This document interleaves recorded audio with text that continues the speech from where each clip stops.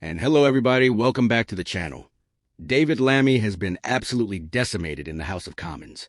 The Justice Secretary has revealed the exact number of inmates still at large after being mistakenly released from prison. And after his verdict and after his statement, well, he got his ass handed to him.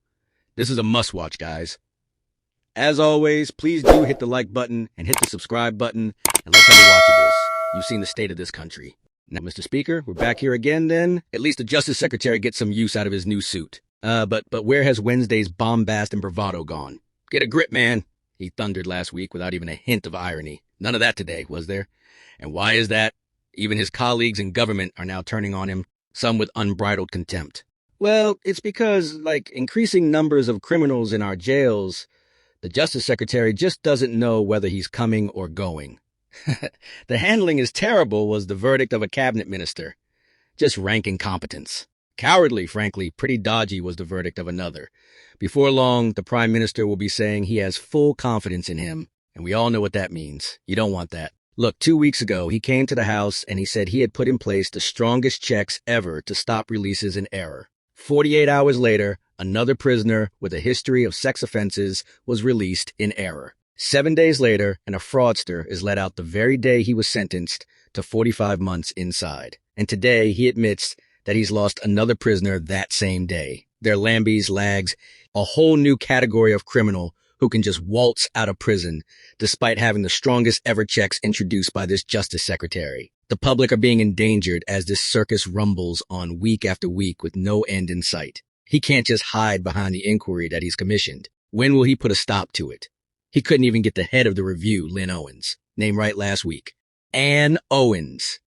Ann Owens, he bellowed. Well, I looked her up, and the only Owens I could find was a panto performer who recently appeared in Alice in Wonderland. Perhaps she was the one who gave him some tips on his performance at the dispatch box last week. The former chief inspector of prisons says that this has been caused, at least in part, by the confusion created by Labor's botched early release scheme. Does he now concede that there is a link between the doubling of prisoners accidentally released in the last year and the introduction of their SDS-40? Or is it just an extremely unlucky coincidence? Don't take us for fools. And Mr. Speaker, when will he finally come clean? He won't provide details in parliamentary questions. He won't answer even when he is here for Prime Minister's questions. He won't respond to letters. Well, perhaps that's because they weren't addressed to the Deputy Prime Minister. He's now been dragged here kicking and screaming to admit that one prisoner has been on the run from this Labor government for 14 months, and 9 have been accidentally released over the last 7 months. But the Justice Secretary is so clueless, he's literally lost track of how many prisoners he's lost. He says today, a prisoner may have been accidentally released last Monday. Well, has he looked? He's either in his cell or he's not.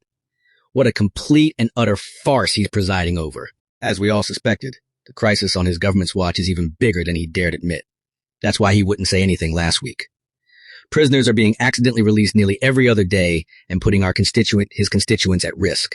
At this rate, he's on track for 156 prisoners to be accidentally released this year, which would be a record were it not for the doubling his government managed to achieve last year under their watch. And in his statement today, he poses more questions than he manages to answer. How many crimes were committed by those prisoners whilst they were on the run? Why can't he tell us who these 91 prisoners are? Who is the foreign criminal? And who is this mystery fourth offender he may have lost? How can he possibly be found if the public don't have his face? They don't have his name like they did for Sharif and Kabatu. The public deserve to know the truth, and this situation could not be any more serious. There's been a 9-fold increase in the number of violent offenders accidentally released in the last year. A 9-fold increase. The criminal justice system under his watch has been made to look a total mockery. The public are being put at risk. In his own words, Mr. Speaker, it's time for him to get a grip or go. Mr. Speaker, this is a crisis that we inherited in our prison system, and it's worthy of sober reflection because he knows, Mr. Speaker, that when they were in government, there were 17 prisoners released in error every month. He knows that. He knows too because the former conservative justice secretary said on the issue last Friday, we essentially run our prisons regime very hot. We are very close to capacity. We have seen a big increase in the prison population over the last 20 years, and resources have not necessarily matched that. That is the first problem. And another former Justice Secretary, Alex Chalk, said, part of the issue is we can't hold on to prison officers. Without that expertise, errors creep in.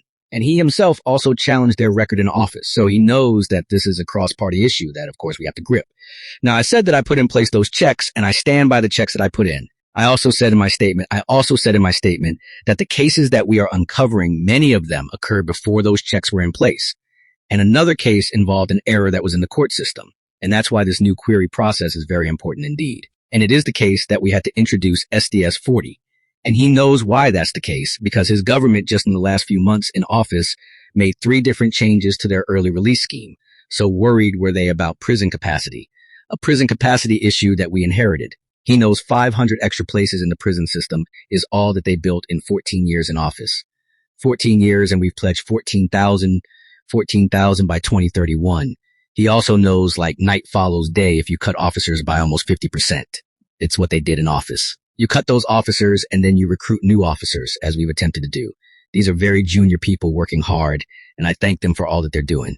But in those circumstances, mistakes will be made. I've asked Dino Lynn Owens to look at this really important. I've put in place the digital team because he knows also that this is a system based on human beings. Therefore, you get error. Only technology will fix this issue over time. And I've now put in place this double check between the court and the prison system. Cheers, committee. Guys, what did you make of that? That was a superb performance there, I believe, from Robert Jenner. Absolutely destroyed him. It was a fantastic viewing. I'm actually really starting to like Robert Jenrick as an MP. As always, guys, hit the like button and hit the subscribe button, and